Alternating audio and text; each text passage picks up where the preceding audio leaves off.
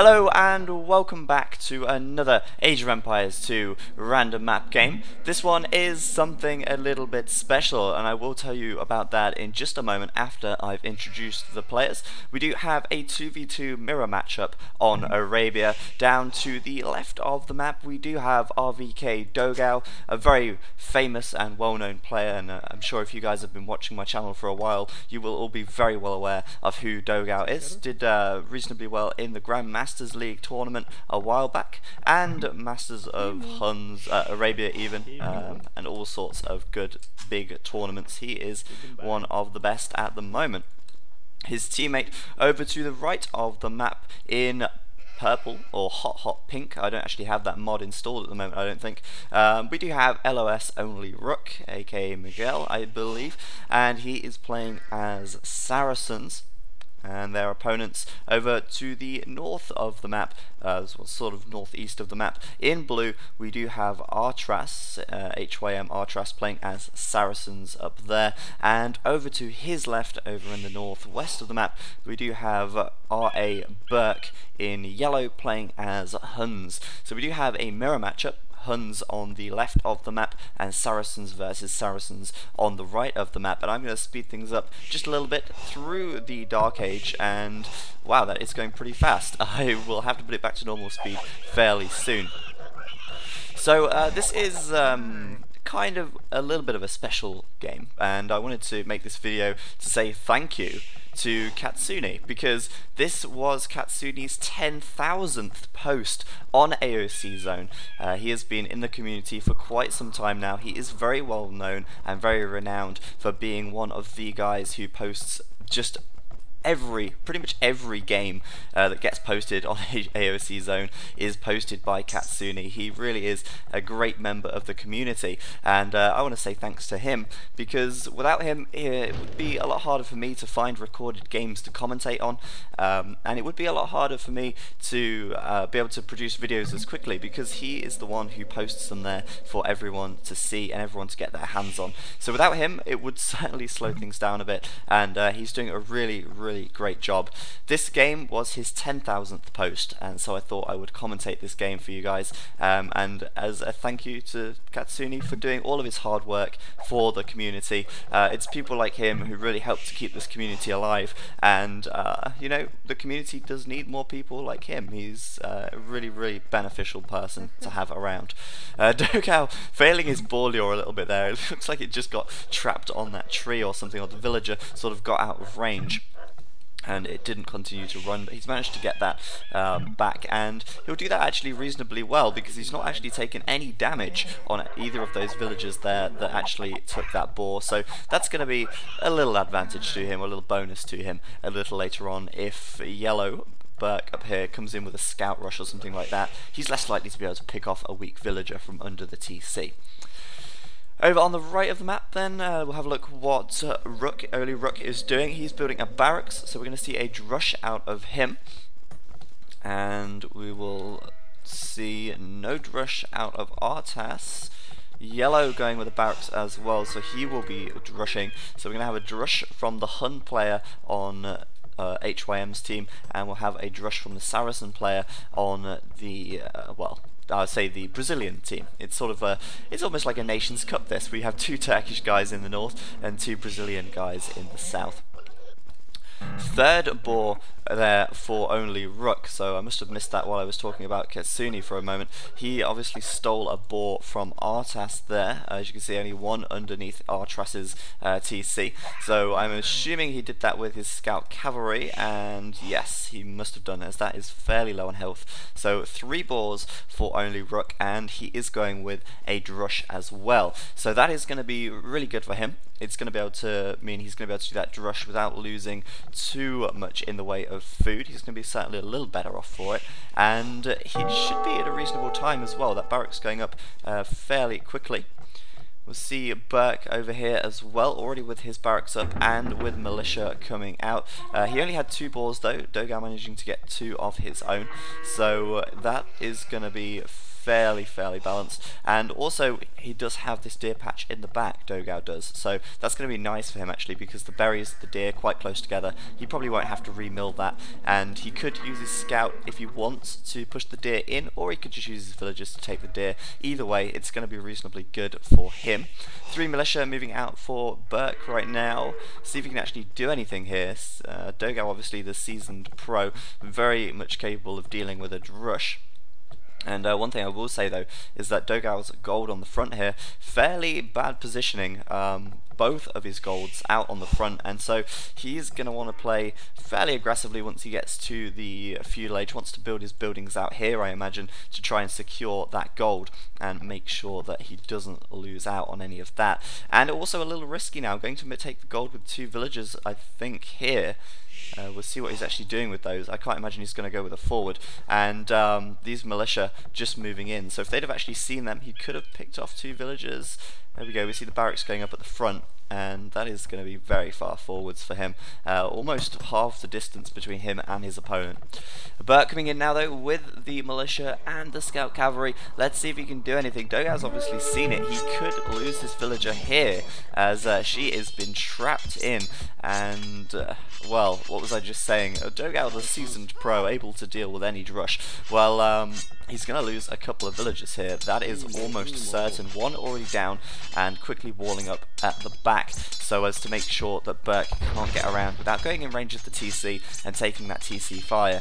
Looks like Dogao going to lose 2 villagers at the cost of 1 militia. That is a really good trade actually. And oh yeah.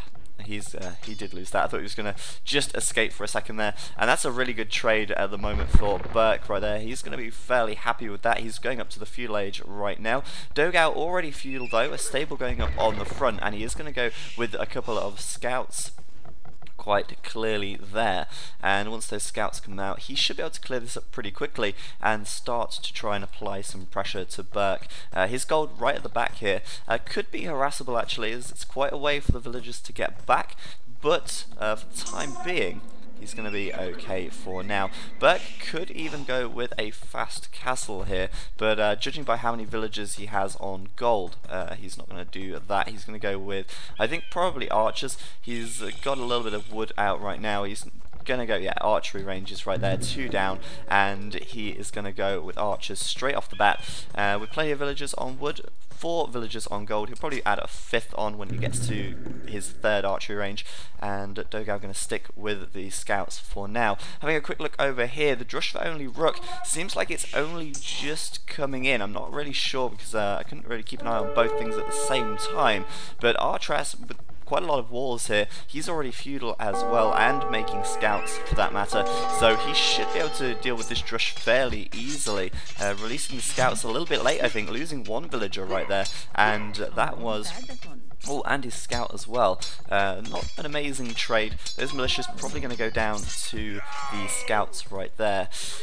Spearman coming out for Burke just to make sure his gold isn't harassed, and you know, dealing with a scout rush is not really that hard if you have a couple of spearmen positioned around. Dogao not going to want to engage that, as he will lose his scouts fairly quickly. Looks like he's continuing to make scouts for the time being though. More scouts being added in. That makes a total of 6 already, and we'll see if he can actually do anything with it, because of these spearmen, of course, a very big deterrent for him. Only Rook losing his drush at the back of Artras's base. Artras losing 1 villager, not really a huge loss for him.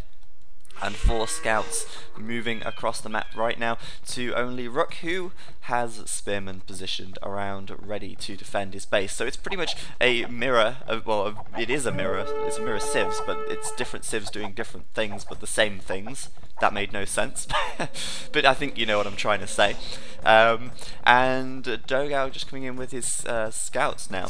Burke getting up a blacksmith, so he will put +1 on those archers reasonably soon, and he's going to be doing archers maybe he'll add in some skirmishes if it gets to that point where he can't keep production up for some reason, and once he gets up to the Castle Age, likely to upgrade them to crossbow, of course, and then add in some cavalry archers. That is pretty much a standard build for Huns. Dogao, of course, with the scouts to open, but looks like he's going to transition into archers as well, just adding in a couple of archery ranges right now. So it's going to be a little bit further behind in archer production, so he might start making some skirmishes straight away to defend with, which is exactly what he is doing over there. Only Rook Xing over at Artras's wood right now, and this is kind of nice for Dogao because Artras doesn't have any spearmen. He knows that Only Rook was not going, well, he was a bit delayed getting up to feudal, so he wasn't going for scouts, and therefore Artras has not made any spearmen at all, and Dogao will be able to get into the back of his base here and maybe pick off a couple of villagers, if not at least harass his base and prevent his villagers from working. But Dogao, not actually doing anything with those scouts right there. He could have brought them in and done some damage to the wood there, but he gave Artras the time to wall up, and I think that's because back at his base he is trying to wall up himself, make sure that Burke doesn't take out too many of his villagers here, as he is in his wood line with archers, and arguably archers much more favourable to scouts for harassing wood and stuff like that. So as you can see, skirmishes coming out for Dogao, and if Burke even stays at the back of Dogao's base for too long, he could find himself losing his archers here, but he already has +1, so he's going to be in a reasonable position to fight here as well if he just hugs this hill. Whatever he decides to do, he is at least delaying Dogao's gathering and just keeping him inside of his TC and all that jazz. As I said, hugging the hill, going to be able to take out some skirms, but inevitably going to lose this archer army here as Dogao continuing to make skirmishes for the time being. Watchtower having to go up on the gold on the front. As I said before, this is a really horrible position on this gold here. If we have a look at where we're looking, Burke, there we go. His view, he can't actually see that going up from Dogao right there, so if he just moved his militia, he'd be able to see that. He could bring archers in and stop this tower from going up, but it looks like the tower is going to go up before the archers make it over. Dogao just going to take these deer back here as well, and more archers coming in for Burke. He's got a reasonable amount of archers actually. He does have +1, but now Dogao also has +1 as well, and the watchtower is up. So Dogao going to try and secure his gold on the front here, and hopefully he will be able to do that just fine. I'm terribly sorry about the steam noises there. I didn't actually realise I had steam on still, so I do apologise. Only Rook though, nice strategy from him over on the right hand side of the map. This is awesome. We're seeing a Saracen monk rush, and that is always fun to see. He of course did that rush there. He fast castled up to the Castle Age, and now he's got 2 monasteries out and a siege workshop, as well as his second TC on gold right here. And this is going to be nice to see, I am sure. Artras still in the feudal age. He's about to hit castle, but Only Rook is already there. And if we have a look at his production real quick, monks coming out, sanctity being researched for extra monk hit points, and mangonels as well, and we're going to see the classic Saracen monk rush with the mangonels and monks, and this could be pretty devastating for Artras actually, because Artras he could go for some knights here. He has got stables out already, and going for knights is not the best decision when you've got monks on the map. They do get converted pretty easily, and that could be very messy for Artras over on this side of the map. We'll have to keep an eye on it. First knight's coming out, and the monk is ready to receive. Looks like he'll get 1 conversion. Surely, there we go, 1 conversion right there. If he loses the monk, it doesn't matter. He's already made a gain.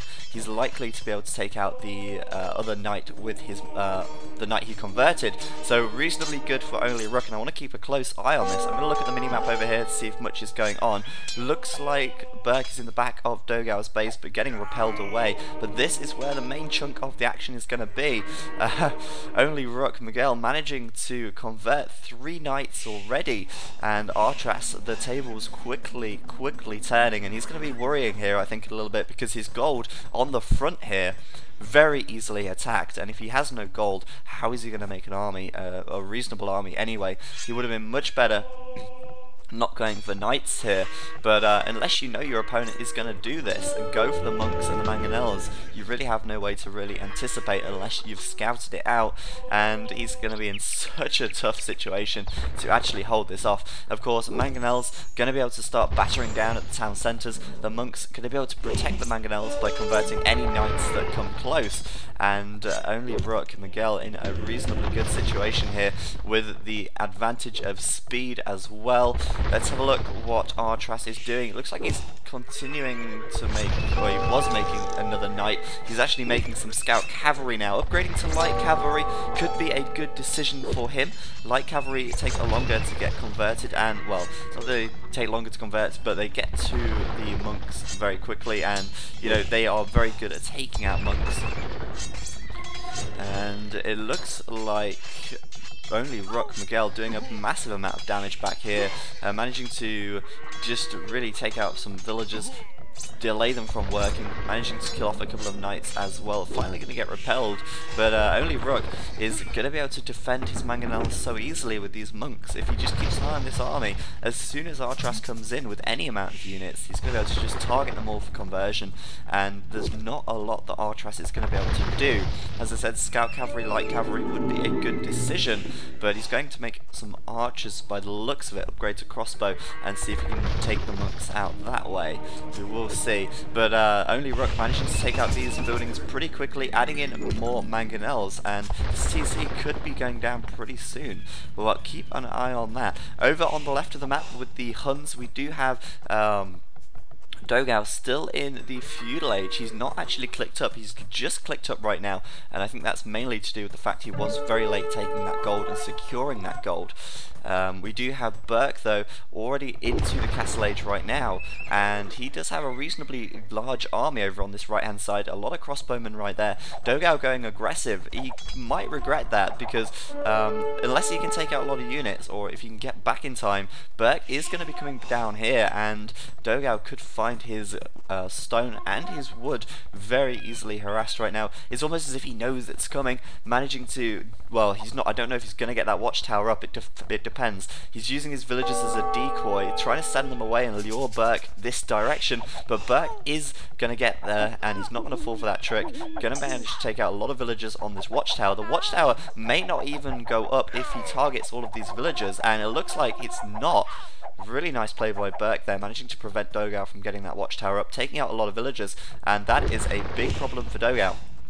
Dogao, however, is clicking up, well, he has clicked up to the castle age, so we will see crossbowmen and heavy, well, not heavy cavalry archers from him fairly soon. Dogao in the wood line of Burke as well, but Burke now with the cavalry archers out, he's got Bodkin arrow researched already, +1 archer defense as well, and he's got a much superior army for the time being. So Dogao in a little bit of a bad position right now, waiting for that castle age research to be done, and going to have to bring his army back, but being chased down by knights and cavalry archers, not a great position to be in. But look at this, only Rook with 4 mangonels over, banging at Artras's town centre. That's going to go down. There is not a chance he's going to be able to keep that up, and there we go. Monks coming in, rolling on through, managing to, well, he will be able to convert anything really. He's going to be able to convert villagers, he's going to be able to convert knights, skirmishers, whatever Artras has, it can be converted, and he's just going to bring these mangonels in. If this TC goes down, there's going to be very little that Artras can actually do,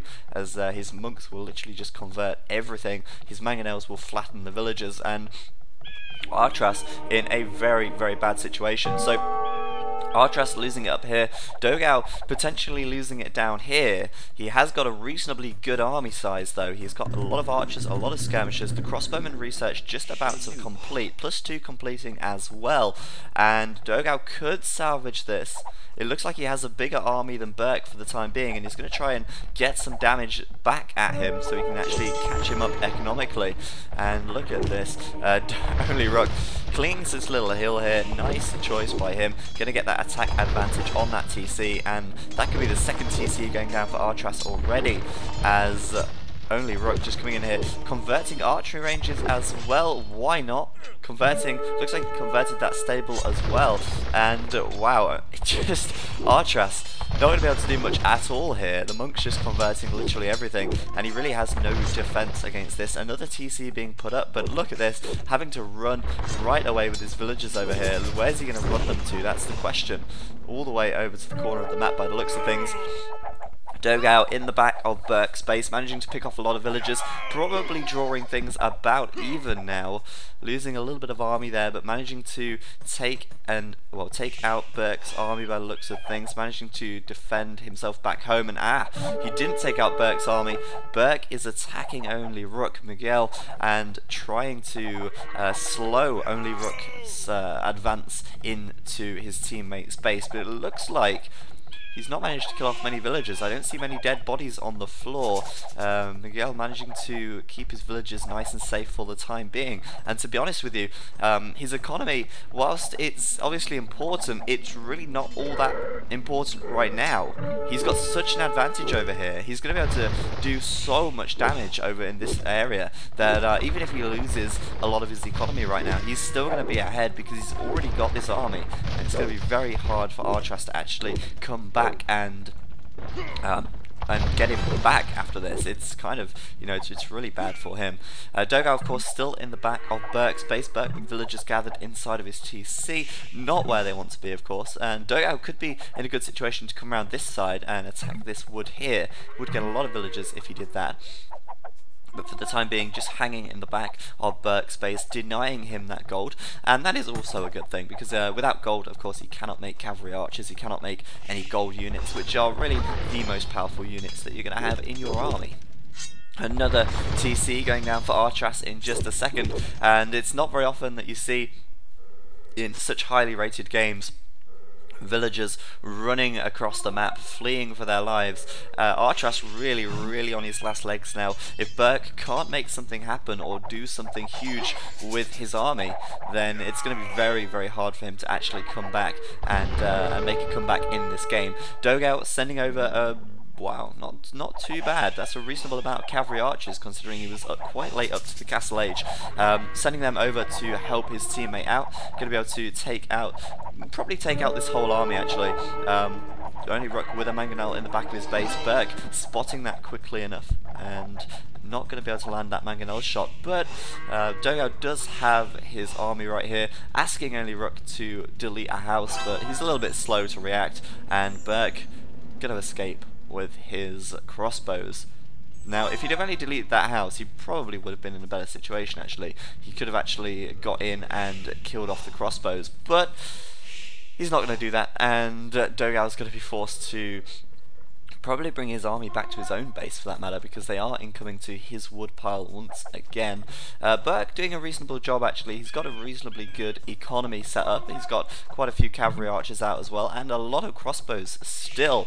But Miguel, over in the north of the map, absolutely wrecking everything over here. His monks and his mangonels doing a really good job, and he is chasing Artras down, moving his army into the back of their base, and I don't know how long that is going to be able to last for. Dogao, oh, there we go.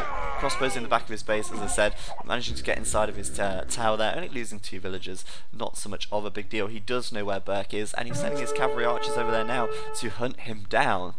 So we should be able to deal with that army fairly easily with his cavalry archers. Where's Burke going with these guys? Is he going to go for this TC over here, try and prevent Dogao from taking gold? He's going to have a tough time. Watchtower and town centre already over there, and Miguel coming in at the back once again. Artras just being hunted down. He really is not going to be given a chance to breathe in this game, is he? Only Rook bringing in his mangonels yet again, and likely to be able to take out yet more TCs back here, getting his monks in there, managing to try and convert everything. A mangonel shot coming in there. That was quite nice from Burke, but he did convert the mangonel as well. And cavalry archers in the back, lots of villagers dying, so much death, so much destruction, and it looks like this game has only got to go one way, and that's the way of Miguel and Dogao. Dogao still being very pressured at his base, but he's got a lot of cavalry archers out right now, and once he gathers his army up and deals with Burke's army, it's going to be very hard for them to make a comeback, because their TCs, pardon me, being taken down. The Mangonel's doing so much damage, the monks managing to convert absolutely everything, and I think they're just too far behind here to really make a true comeback. Artras's score so low compared to Dogau's, and only Rook Miguel so far ahead. But they're saying GG. Looks like it's going to be the end, as they know it's very little they can do against this Monk and Mangonel combo from Miguel. Really good play from him, executing that really well indeed. Artras resigns, Burke just to go, and it will be GG. There we have it. Well done, Miguel and Dogao taking that game. It was, I just love seeing a Saracen Monk rush. It's not very often that you see it that often, and sometimes it doesn't really work out if it gets scouted. They can put an end to it pretty quickly, but Miguel got away with that, and once you get up to that critical mass of monks, once you've got plenty of Mangonels out, if you've got that time advantage as well that he had, there was so little that Artras could have done. He just steamrolled him, basically. So fun to see. And personally one of my favourite strategies in this game.